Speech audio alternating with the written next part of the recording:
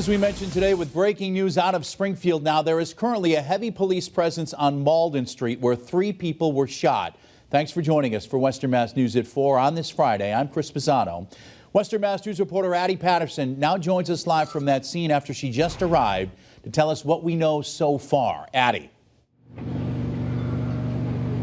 That's right, Chris. Several police cruisers blocking off the entire street of Malden Street here in Springfield, all the way down to Grand Street. You can see caution tape blocking off this section of the road with approximately 32 evidence markers laid down on the street. Springfield police tell us officers responded to a shot spotter activation just before 2 this afternoon. They found 3 gunshot victims who were all then taken to the hospital. The extent of their injuries is not known at this time.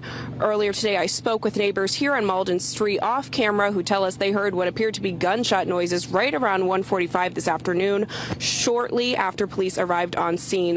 One neighbor even sharing this security camera footage with us, showing the moment they heard that noise, followed by what appears to be a white Acura speed away down the street a short time later. Now, details on this investigation remain limited at this time, but be sure to stick with Western Mass News both on air and online for the latest developments on the story as those details become available to us. For now, reporting live in Springfield, Addie Patterson, Western Mass News.